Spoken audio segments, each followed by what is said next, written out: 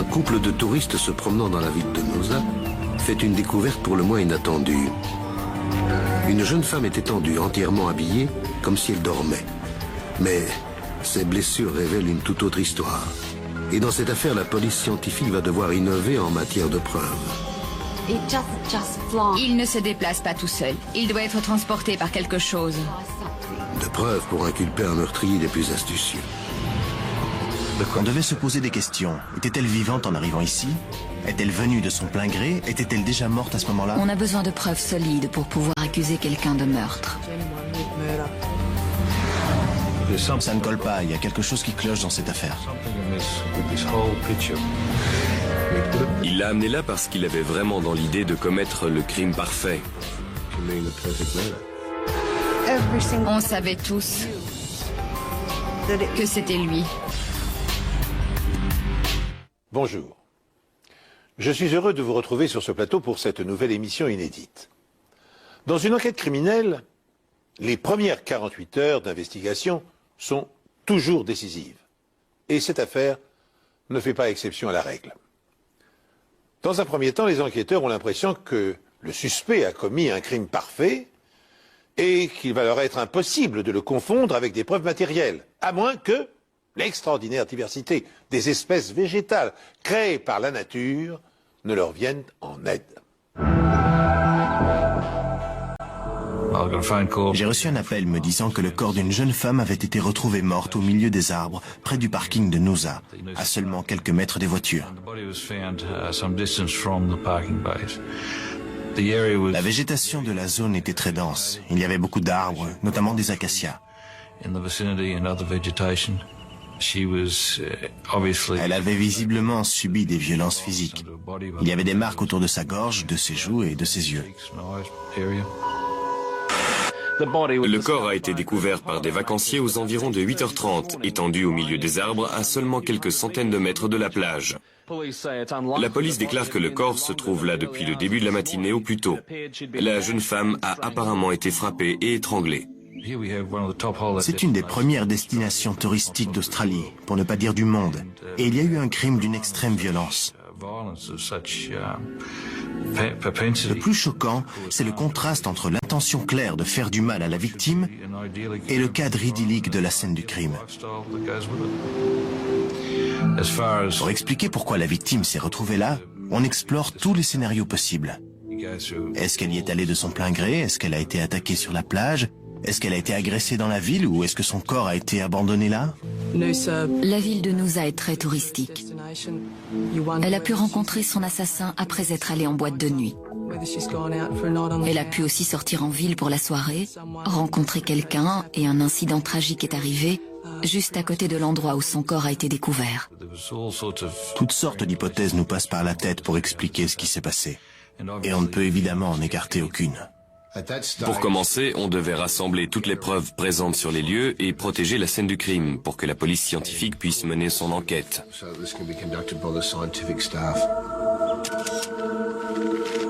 On a enveloppé et attaché ses mains dans des sacs pour que le légiste puisse vérifier s'il y avait des résidus sous ses ongles ou sur ses doigts. On a utilisé des bandes adhésives sur le corps et les vêtements pour prélever des fibres ou des cheveux appartenant peut-être à son agresseur. Examiner la scène de crime est une partie essentielle de notre travail. Pneus, empreintes, tout ce qu'on peut trouver. C'est un endroit recouvert de sable et c'est un environnement où relever des empreintes s'avère parfois difficile. Mais étudier la scène de crime est vraiment quelque chose de très important.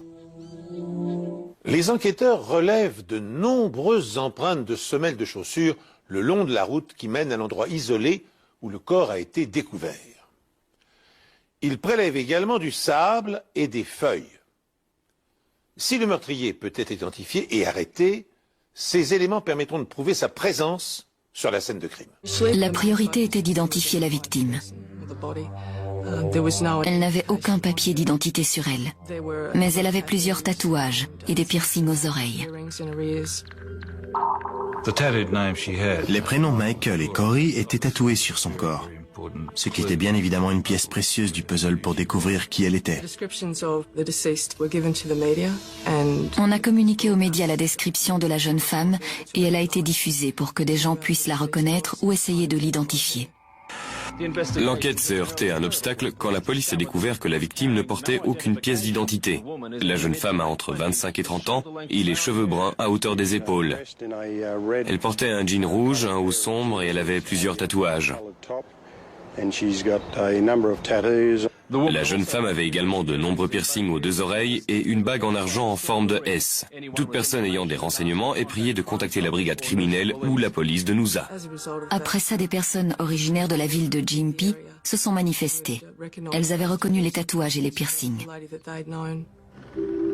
Gympie se trouve au nord de Noosa, à 1 heure de voiture. J'étais étonnée qu'elle vienne de Gympie. Je pensais qu'elle était d'ici. Je croyais toujours au scénario de la boîte de nuit. Elle était allée en discothèque et s'était fait tuer après. Donc, avec cette nouvelle information, l'enquête prenait un tournant différent. Qu'allait-il se passer maintenant? Qui était cette fille et qu'allions-nous découvrir sur elle? Après avoir lancé un appel à témoins pour identifier la victime retrouvée à Noosa, la police obtient immédiatement une réponse. Des habitants de Gympie pensaient connaître l'identité de la jeune femme décédée. Elles ont fait une description parfaite des tatouages et ils étaient presque certains que le corps qu'on avait retrouvé était celui de Samantha Bodsworth. À ce stade-là, l'identification n'était pas encore officielle. Ils nous ont demandé de venir avec eux à Brisbane pour vérifier si c'était bien notre fille. Mais je pense que d'après la description qu'on avait faite et le corps qu'ils avaient retrouvé, c'était seulement une formalité. Ils savaient très bien que c'était notre fille qui se trouvait à la morgue. Ma tête le savait, mais mon cœur ne voulait pas y croire.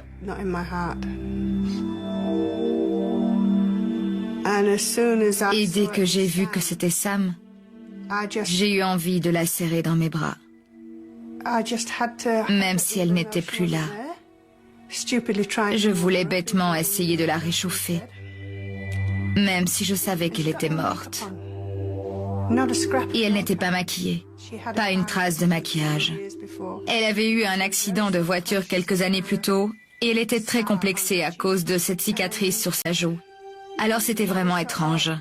Elle ne serait jamais sortie sans être maquillée, même pour aller sur le pas de la porte. Cet élément, apparemment anodin, prend une importance particulière aux yeux des enquêteurs. Sachant que Samantha ne se montrait jamais en public sans maquillage, que faisait-elle la nuit, à proximité d'une boîte de nuit et à 1 heure de route de chez elle? A-t-elle quitté son domicile de son plein gré? Ou l'a-t-elle fait sous la contrainte d'un agresseur? Est-ce que son assassin était une rencontre d'un soir? Je ne sais pas, mais ça ne ressemble pas à Samantha. Elle n'aurait pas fait ça. Ce n'était pas son genre. Elle aimait être avec les gens qu'elle connaissait et qu'elle aimait.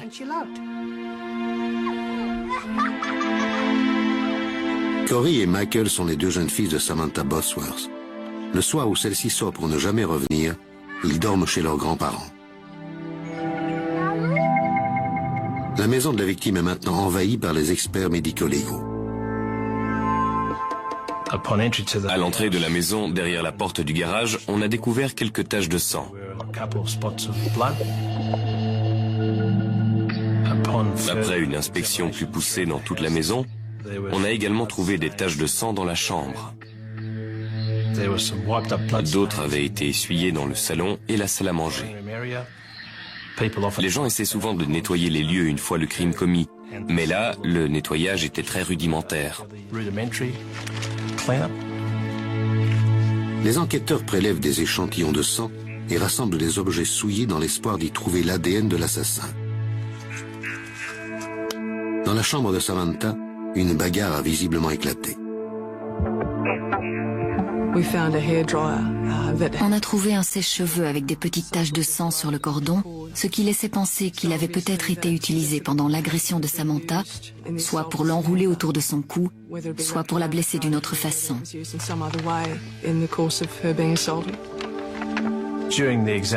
Dans la buanderie, il y avait plein de vêtements dans la machine à laver. On les a retirés et ils étaient tachés de sang. Et il y avait un pendentif au milieu des vêtements. C'était un des bijoux préférés de Sam, parce que c'était son oncle de Grande-Bretagne qui lui avait offert. Et c'est une pierre qu'on ne trouve qu'à un endroit précis en Grande-Bretagne. Le plus intriguant avec ce pendentif, c'était que les parents de Samantha nous avaient dit qu'elle ne l'enlevait jamais. Même pour prendre sa douche ou nager, elle le gardait tout le temps. À l'évidence, elle y tenait beaucoup et pourtant il s'est retrouvé dans la machine à laver de la maison où on a découvert des taches de sang et des traces de lutte.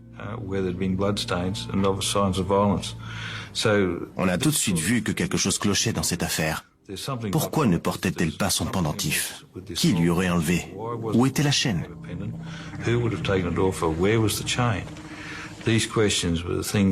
Il était essentiel de répondre à ces questions pour que l'enquête progresse.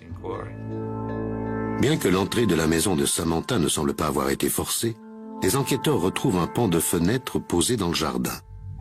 Et sa voiture n'est plus dans son garage. Pourtant, d'après ses parents, elle y est habituellement garée. Le véhicule ne se trouve pas non plus sur le parking de Noosa, où son corps a été retrouvé. On avait comme indice la scène de crime à Noosa, qui était encore primordiale pour l'enquête, une autre scène de crime potentielle avec la maison, et bien sûr, le trajet entre cette maison et Noosa qui était plutôt long. On devait se poser des questions. Était-elle vivante en arrivant ici? Est-elle venue de son plein gré? Était-elle déjà morte à ce moment-là? Tous ces scénarios constituaient autant de pistes à suivre et à explorer pour découvrir la vérité.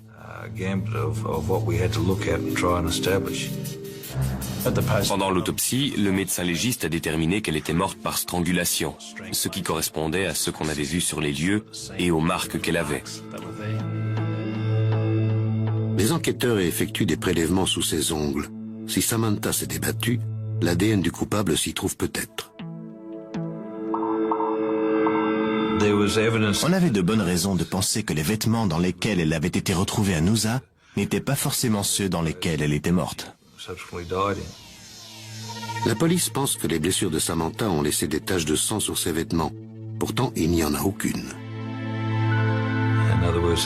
Quelqu'un a changé ses vêtements, ce qui montre que le criminel faisait tout pour ne pas être retrouvé par la police.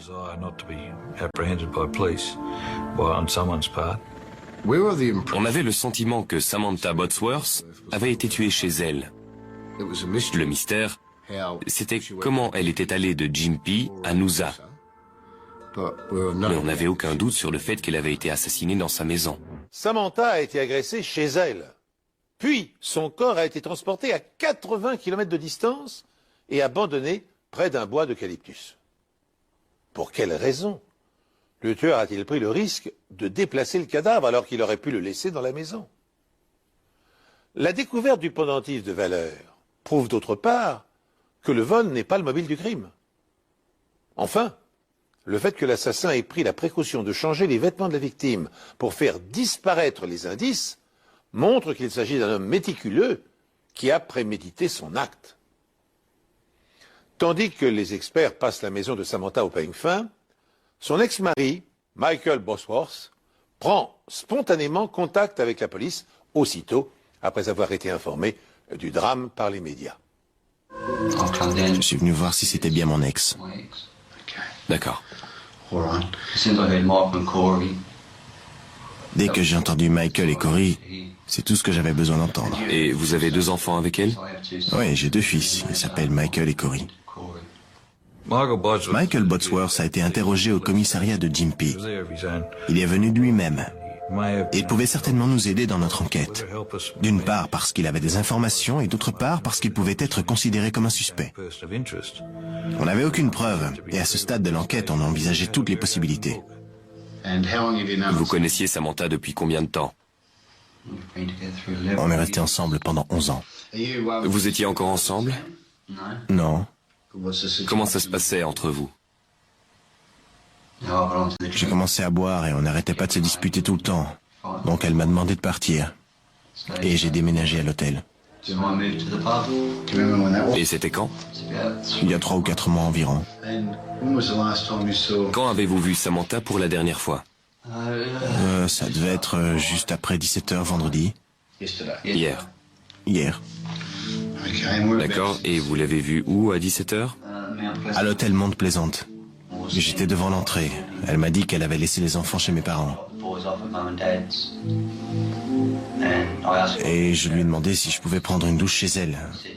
Elle m'a dit d'accord, pas de problème. À l'hôtel, le chauffe-eau était en panne. Je suis monté, j'ai mis tous mes vêtements dans un sac et je suis redescendu à ma voiture. Et je suis parti voir mes enfants chez mes parents. Pendant ce long interrogatoire, Michael Botsworth raconte en détail tout ce qu'il a fait pendant les 24 heures après avoir vu Samantha. À quelle heure avez-vous quitté le domicile de vos parents? Environ à 18h. Et je suis allé au supermarché. Pourquoi êtes-vous allé là-bas? Pour acheter des cigarettes. De quelle marque? Long Beach. Vous avez un reçu? Oui. Vous l'avez avec vous? Non, il est dans ma chambre. Vous vous souvenez de quelle heure il était? 18h40, 44. Comment vous le savez? C'est écrit sur le ticket de caisse. Je vérifie toujours les tickets de caisse. Vous avez regardé sur le ticket de caisse? Je vérifie toujours les tickets de caisse. Vous vérifiez toujours l'heure sur le ticket de caisse? Ouais. C'est le seul moyen d'avoir l'heure comme j'ai pas de montre. Je vois.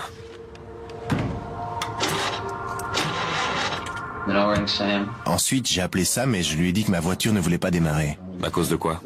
La bande de batterie était un peu usée. Donc j'ai appelé Sam et elle a dit qu'elle passerait me prendre. Après, elle m'a rappelé. Elle s'était enfermée dehors. À quel moment? C'était quand elle sortait pour venir me chercher. Elle est sortie prendre sa voiture et elle s'est enfermée dehors parce qu'elle avait laissé les clés à l'intérieur. Je lui ai dit d'essayer de la forcer pour rentrer.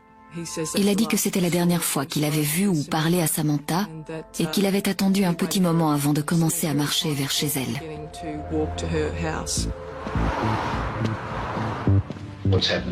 Que s'est-il passé quand vous êtes arrivé chez Sam? Le garage était ouvert. Il n'y avait ni la voiture, ni Sam. Personne. Il y avait de la lumière dans la maison? Non, pas de lumière.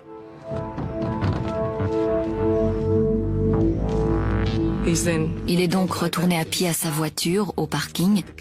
Il a réussi à la faire démarrer. Et ensuite, il est simplement remonté à l'hôtel Mount Pleasant, où il a pris une douche, changé ses vêtements, et il est descendu boire un verre au bar. Elle avait une raison d'aller à Noosa? Non, aucune. Vous êtes déjà allés là-bas ensemble? Non. Elle y est déjà allée toute seule? Pas que je sache. Vous étiez à Noosa hier soir? Non. Êtes-vous allé quelque part au sud de Gympie hier soir? Non, je suis pas sorti de Gympie hier soir. Il nous a ensuite autorisés à aller à son appartement qui se trouve au dernier étage de l'hôtel Mount Pleasant pour regarder dans sa chambre et poursuivre les analyses scientifiques en prenant les vêtements qu'il portait la veille du meurtre. Quand on est arrivé à l'hôtel, j'ai vu qu'il y avait beaucoup de clients qui buvaient au bar. Tu ne perds rien pour attendre. Je ne pense pas qu'ils étaient prêts à le lyncher. Simplement, il y avait certainement beaucoup de gens dans le bar ce soir-là qui connaissaient Samantha et qui pensaient savoir qui était le meurtrier. L'homme qui porte ces accusations s'appelle Scott Knowles. Ce soir-là, on était très en colère après avoir appris la mort de Sam. Il y avait beaucoup de monde en colère, parce qu'elle était très appréciée.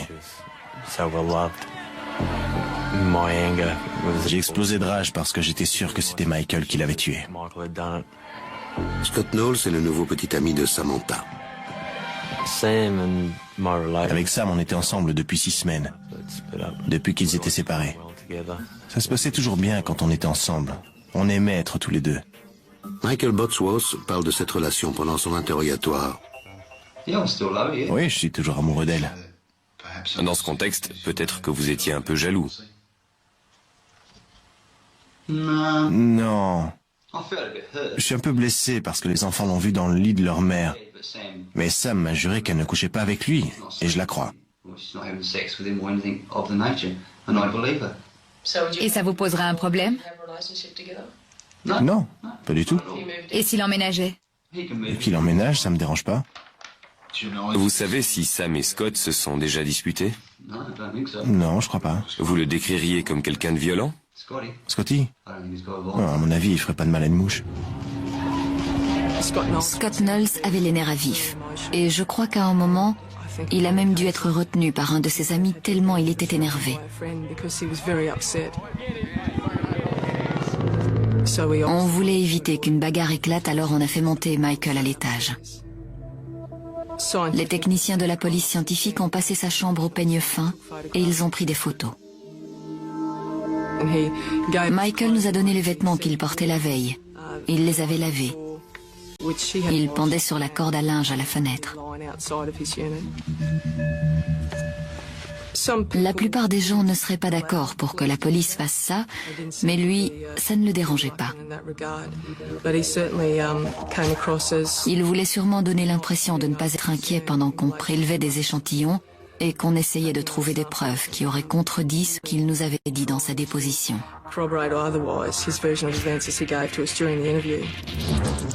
L'attitude agressive de Scott Knowles à l'égard de Bosworth et le fait que ce dernier ait mémorisé à la minute près l'heure inscrite sur le ticket de caisse du magasin intrigue les policiers.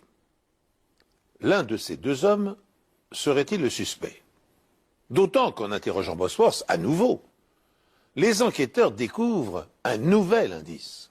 Vendredi soir, Samantha Bosworth, 29 ans, a quitté son lieu de travail, un hôtel situé à Gympie, pour rentrer chez elle. Mais elle n'est jamais arrivée pour retrouver son compagnon. Son corps marqué par les coups a été retrouvé près de Noosa par des touristes hier matin. Samantha travaillait à l'hôtel pour subvenir aux besoins de ses deux enfants âgés de 5 et 7 ans. Elle faisait également du bénévolat. Après 24 heures d'enquête, on avait la confirmation qu'il s'agissait bien de Samantha Bosworth. Et on avait deux principaux suspects, à savoir Michael Bosworth et Scott Knowles. Cela dit, Michael Bosworth était en quelque sorte un peu plus malin que Scott Knowles. Vous pouvez nous montrer vos mains? J'ai remarqué tout à l'heure que vous vous êtes coupé là sur le... Oui, je me suis coupé là. Cette coupure semble assez récente. Les marques nous intéressaient parce qu'elles avaient peut-être un lien avec le meurtre de Samantha. Et d'où ça vient? Du travail. Vous vous êtes coupé quand? Vendredi. J'en ai une autre là. Faites voir. Ah oui. On les a prises en photo. On a demandé à M. Bosworth s'il acceptait de faire une prise de sang pour des tests ADN. Il a refusé en disant qu'il ne supportait pas les aiguilles, mais qu'il voulait bien nous donner un peu de salive. Les enquêteurs attendent avec impatience les résultats des échantillons prélevés sous les ongles de Samantha afin de les comparer à l'ADN de son ex-mari. Pendant ce temps, les experts médico-légaux examinent la voiture de la victime qui vient d'être retrouvée sur le parking d'une discothèque de Gympie.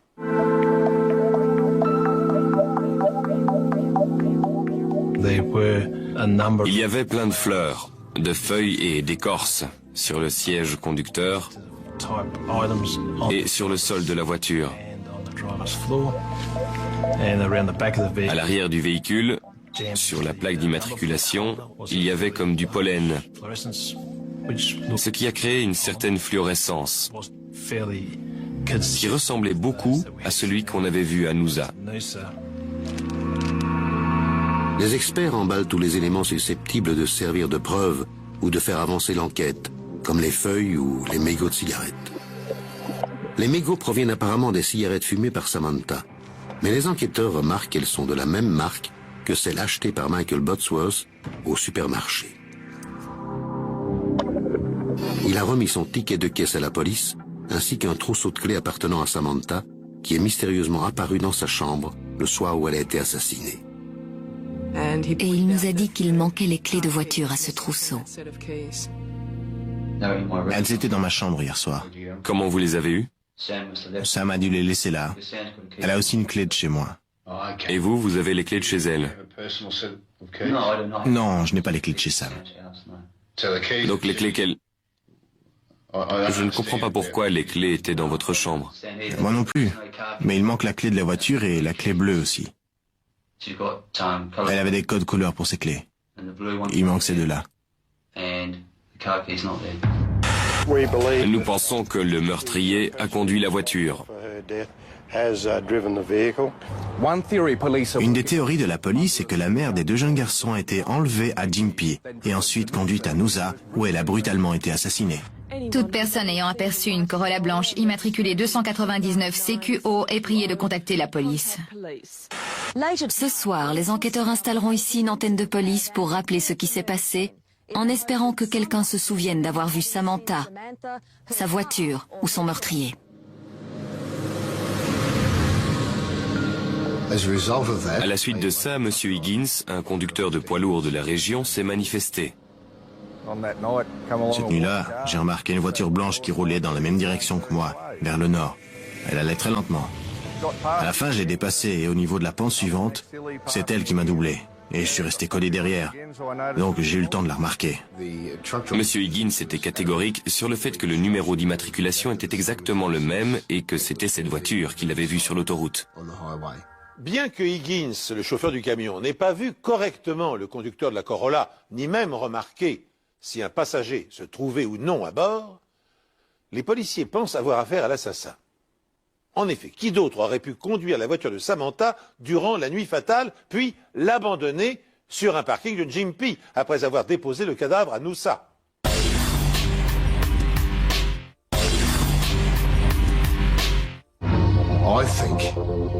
Je pense que M. Botsworth l'a amené là parce qu'il avait vraiment dans l'idée de commettre le crime parfait. On voulait interroger le plus de personnes possible pour qu'elles nous aident à confirmer ou réfuter la version de Michael.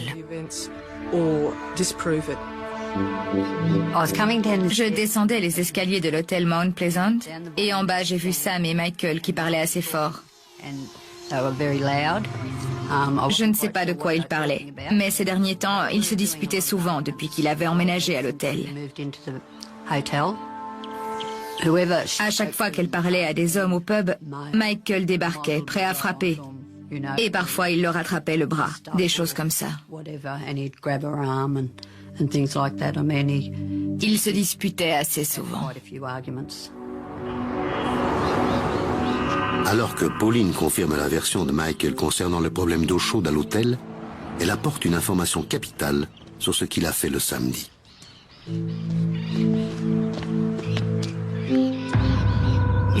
Il m'a dit « Je veux faire une lessive ». Il ne faisait jamais la lessive puisque c'est Sam qui la faisait pour lui. Elle venait chez moi, elle nettoyait ma chambre et elle emmenait mes vêtements à laver. Ou bien, elle me demandait de les lui apporter. Et ce n'est pas le plus étrange. D'habitude, quand il a les enfants, il les emmène en balade, se promener. Mais ce jour-là, il est resté à l'hôtel toute la journée, à se demander où était Sam. Et ce n'est pas tout. M. Botsworth s'est renseigné auprès des gens de l'hôtel au sujet de l'heure qui était indiquée sur son ticket de caisse. Il voulait être sûr de l'heure. Vous vous souvenez de l'heure à laquelle vous les avez achetés? 18h44. Vous vérifiez toujours l'heure sur le ticket de caisse? Oui. C'est le seul moyen d'avoir l'heure, comme je n'ai pas de montre. Je vois. Je me suis dit que c'était très étrange qu'ils disent qu'il avait un ticket de caisse pour ses cigarettes. En général, on ne va pas voir les gens pour leur dire qu'on s'est acheté des cigarettes et l'heure à laquelle on l'a fait. De plus en plus d'éléments suspects s'accumulent. Le ticket de caisse, la lessive, la voiture en panne, l'aller-retour chez Samantha. Mais la police ne dispose d'aucune preuve pour contredire la version de Michael Botsworth. Il avait un alibi en béton. Ça nous a conduit à plusieurs hypothèses. Soit il était très sûr de lui, soit il était innocent, soit il essayait de se disculper pour ne plus figurer sur la liste des suspects.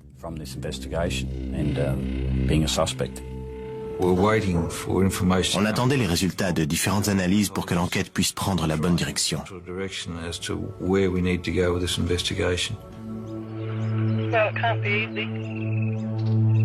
Pendant ce temps, les enquêteurs se tournent vers une voyante.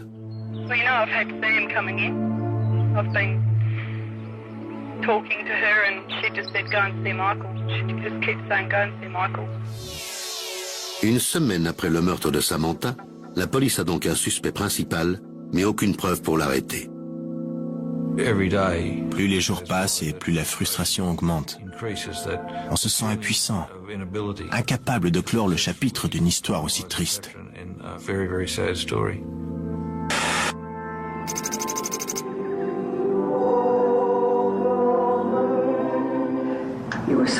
Tu étais si joyeuse. Et maintenant, tu nous as quittés d'une manière si tragique. Mais notre amour pour toi et ton souvenir resteront à jamais dans nos cœurs. La douleur se lit dans les paroles de cette mère dont les larmes coulent à la mémoire de sa fille, Samantha Botsworth. Une centaine de personnes a passé la porte de la chapelle pour lui rendre un dernier hommage. Ils ont fait le serment de ne jamais oublier Samantha et d'être sûrs que son esprit continue à vivre pour les 2 enfants qu'elle laisse derrière elle. Le fait que personne n'ait été arrêté était très frustrant, surtout pour les parents de Sam. Ils ne pouvaient pas faire leur deuil. Michael était toujours en liberté. Malheureusement, la police n'avait aucune preuve pour l'arrêter sur le champ. On ne pouvait pas soulager la douleur de la famille Hall, ni leur dire oui, nous avons réussi à trouver le coupable, parce qu'on n'avait aucune preuve. Quelques personnes sont venues nous aider dans l'enquête, notamment Patricia Kelly, qui connaissait Samantha et Michael. Elle lit les cartes et elle pensait avoir une sorte de lien avec Michael parce qu'elle lui avait déjà tiré les cartes. Elle était sûre que si c'était le coupable, il y avait une chance qu'il le lui dise.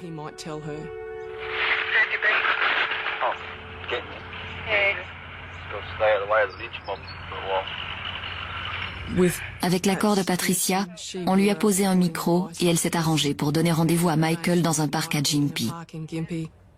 Elle voulait essayer d'obtenir des informations qui contrediraient la version qu'il avait donnée à la police et voir s'il avouerait avoir tué Samantha.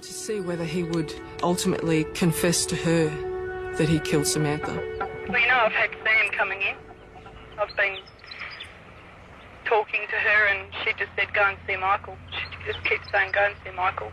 And I put the cards out and they weren't good.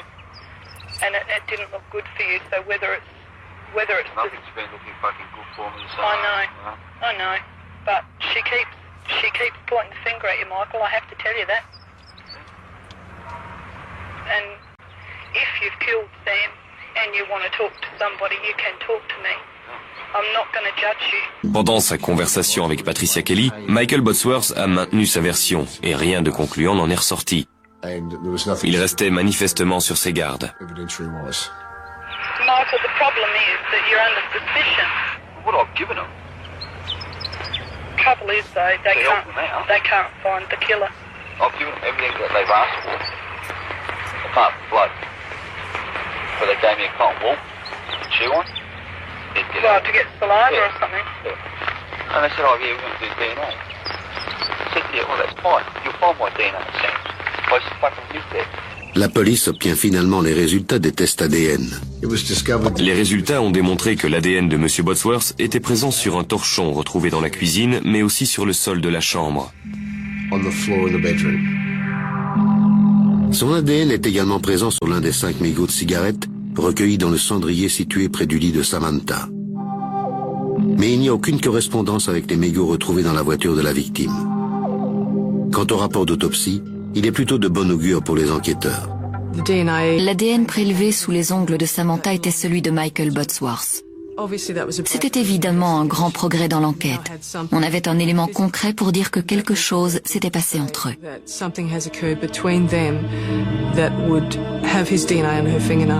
Michael Botsworth a fourni à la voyante des explications plausibles. Il a effectivement vécu dans la maison occupée par Samantha et il y est retourné durant les jours qui ont précédé sa mort. Il n'est donc pas étonnant que des échantillons de son empreinte génétique soient présents sur des objets. Des disputes fréquentes et souvent violentes peuvent expliquer aussi les traces de son ADN retrouvée sous les ongles de son ex-femme.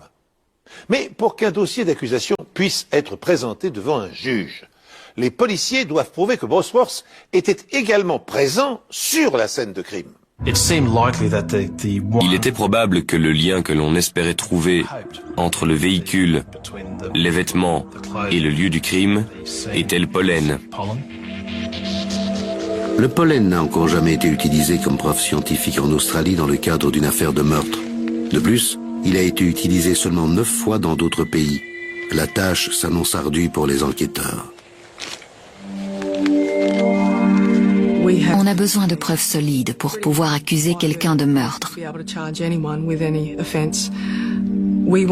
On voulait être sûr d'avoir exploré toutes les pistes et d'avoir toutes les cartes en main pour prendre une décision, qu'on ait ou non réuni suffisamment de preuves pour inculper Michael Bodsworth. Cela fait maintenant 3 mois que Samantha Bodsworth a été assassinée. Malcolm et Lynette Hall ont engagé des procédures pour obtenir la garde totale de ces 2 enfants. Ils étaient convaincus que Michael Bodsworth était responsable de la mort de Samantha et ils ne voulaient pas qu'il ait la garde des 2 petits garçons. La garde a été confiée aux parents de Samantha. Et peu après, M. Bodsworth a quitté le Queensland pour s'installer dans le sud de l'Australie. Quand Michael Bodsworth est parti à Adélaïde après avoir perdu la garde de ses enfants, nous doutions vraiment qu'il soit un jour arrêté. J'étais terrifiée à l'idée qu'il s'en sorte, parce que ça voulait dire que je devrais vivre avec ça, et je n'étais pas sûre d'en être capable. Mais nous voulions essayer et laisser la justice faire son travail. Avant de partir, Michael Bodsworth laisse une preuve de plus de son innocence. Il a placé une croix à l'entrée du parking où le corps de Samantha a été retrouvé. Mais la croix n'était pas à l'endroit exact où le corps avait été retrouvé, ce qui laissait croire qu'il ne savait pas où exactement la victime avait été abandonnée. Et ça donnait plus de crédibilité à son innocence.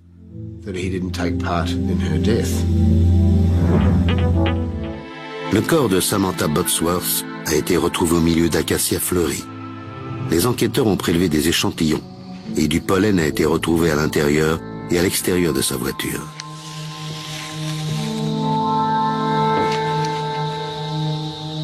La police a également en sa possession les vêtements nettoyés que Michael Bodsworth portait la nuit où Samantha a disparu.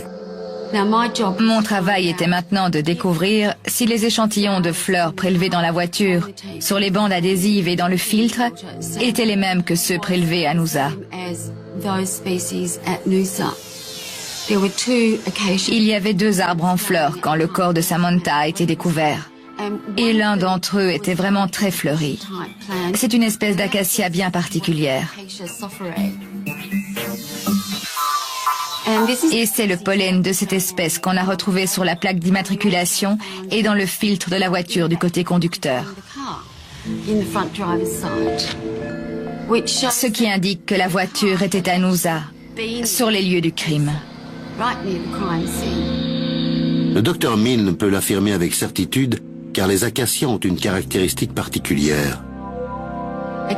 La pollinisation des acacias est assurée par des insectes et d'autres animaux. Le pollen ne se déplace pas tout seul. Il doit être transporté par quelque chose. Donc si quelqu'un se frotte contre la fleur et qu'il monte dans sa voiture, le pollen passe des vêtements au siège et aux chaussures. Les enquêteurs ont retrouvé du pollen sur le siège et sur le sol côté conducteur de la voiture de Samantha. La police aborde le sujet pendant l'interrogatoire de Michael Bodsworth. Vous êtes déjà monté dans la voiture de Sam? Oui, C'était quand la dernière fois? il y a environ une semaine, Où étiez-vous assis dans la voiture? côté passager. Avant ou arrière? À l'avant. Vous êtes déjà monté côté conducteur dans cette voiture? Non. Si Michael Bodsworth était le coupable, on s'attendait à trouver le pollen de l'acacia sur ses vêtements. On aurait alors eu la preuve qu'il se trouvait dans la voiture.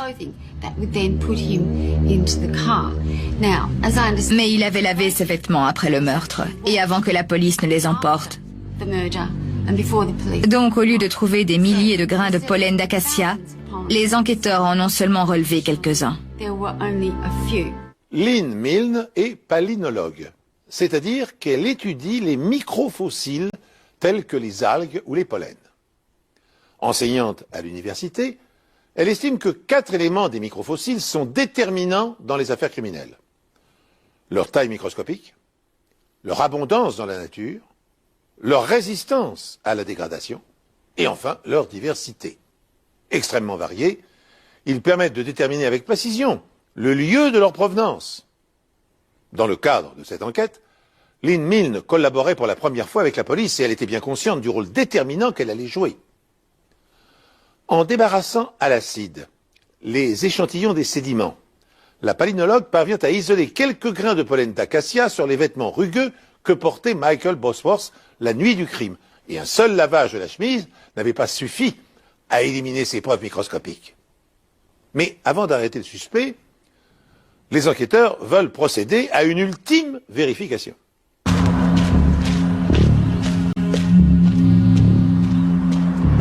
On a décidé de refaire le trajet que M. Bosworth avait dit avoir fait l'après-midi du meurtre. C'était pour nous assurer qu'il n'y avait pas d'acacia le long du trajet, avec du pollen qui aurait pu se déposer sur ses vêtements. Si c'était le cas, il aurait eu une raison légitime d'avoir du pollen sur ses vêtements. Les arbres qui poussaient dans cette zone étaient bien en dehors du chemin, et aucune des espèces n'était fleurie à ce moment-là. J'ai pris du pollen des acacias de Gympie. Je l'ai étudié pour le comparer au pollen des acacias de Noosa. Et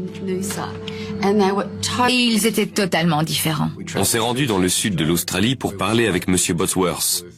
On l'a rencontré à une station-service près de la plage de Christie's. Quand on lui a dit qu'il allait retourner dans le Queensland et être inculpé de meurtre, il a paru très surpris et inquiet. Un homme a été arrêté à Adélaïde et inculpé à Gympie du meurtre brutal de son épouse il y a 8 mois. Le corps roué de coups de Samantha Bosworth, mère de 2 enfants, a été retrouvé dans les dunes de sable de Noosa. C'est sur le chemin du retour qu'il a souhaité nous en parler et nous dire la vérité. Comme on n'avait rien pour l'enregistrer, on lui a demandé de garder ces informations jusqu'à ce qu'on arrive à Maroochydore, où on avait l'équipement nécessaire pour pouvoir enregistrer sa déposition.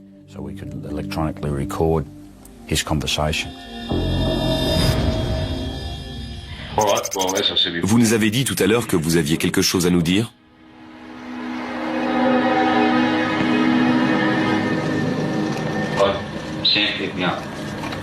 She died from Woolies.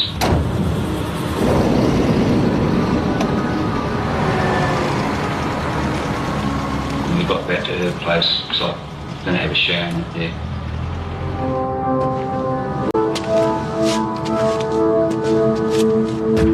What did he say? He said he saw you driving like an idiot in the car with the kids. And she was telling me that, after the weekend I can't see the kids and all this because their dad's been in the ear about I drive dangerously with the kids in the car. The kids, they mean everything to me. And then she said I couldn't see them. So I just sort of lost it. What do you mean you lost it? Well, I ended up strangling her somehow. I can't remember much about it. Monsieur Bosworth a ajouté qu'après avoir compris qu'elle était morte, il a paniqué et il a décidé de ne pas appeler la police. Il a préféré la cacher. Ensuite, il lui a enlevé ses vêtements et lui a mis ceux qu'elle portait quand les touristes l'ont découverte. There was marks on the top. On the white top, there was some marks there. She wouldn't go out like that. So I changed her. I thought she was going me out. Okay, alright. No, she doesn't go with the clothes on. She goes out, so I changed it.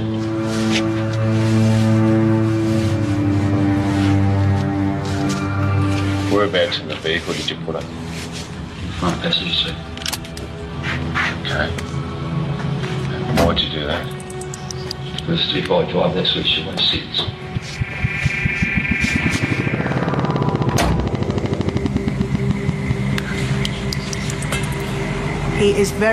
C'est quelqu'un de très fort mentalement. Et je ne crois pas une minute qu'il ait eu la moindre hésitation. Il savait parfaitement ce qu'il faisait. Il avait tout planifié. Mais ce à quoi il ne s'attendait pas, c'était l'ADN et le pollen. Et le fait que tous ceux qui connaissaient Sam savaient que c'était lui.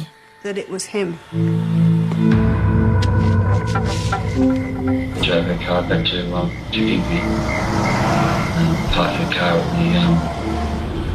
at the night disco, and that was it. Can I ask you why you did that? Nah, I just, as if shit went out for the night or something, you know. Quand le corps de Samantha Botsworth a été retrouvé dans les dunes de Noosa, la famille de la victime a suspecté son ex-mari Michael James Botsworth. 7 mois plus tard, les expertises médico-légales ont prouvé sa culpabilité et le mécanicien de 36 ans a été inculpé de meurtre. Malgré ses aveux à la police, Michael Botsworth a plaidé non coupable. De toute façon, quand vous risquez l'emprisonnement à vie, vous n'avez plus rien à perdre. Alors pourquoi ne pas plaider non coupable ? Au bout du compte, le jury a vu clair dans le jeu de Michael et il a tenu compte des preuves rassemblées par la police. L'analyse du pollen qui prouve qu'il était sur les lieux du crime, l'ADN, le sang trouvé dans la maison et ses aveux. Les jurés ont décidé de le condamner pour meurtre avec une peine d'emprisonnement à perpétuité. Malheureusement, la prison à vie, ça ne compense pas. Il a pris la vie de quelqu'un et lui, il est toujours là. Un jour, il pourrait sortir et vivre libre de nouveau. Samantha, non. Michael Botsworth pourrait bénéficier de la liberté conditionnelle en 2010. Je sais que Michael Botsworth croyait avoir commis le crime parfait. Mais la science est constamment en progrès et il y a toujours de nouveaux développements dans le domaine médico-légal. Est-ce qu'il était intelligent, rusé, sournois? Je sais pas. Tout ce que je sais, c'est qu'il a été puni comme il le devait pour le crime qu'il a commis. En ayant la certitude d'avoir commis le crime parfait, Michael Botsworth a espéré pendant des mois pouvoir échapper à la justice. C'était compté sans la perspicacité de Lynn Milne, la palynologue. En comparant quelques minuscules grains de pollen recueillis sur la chemise du suspect après un lavage, elle est en effet parvenue à établir qu'il provenait de la scène de crime.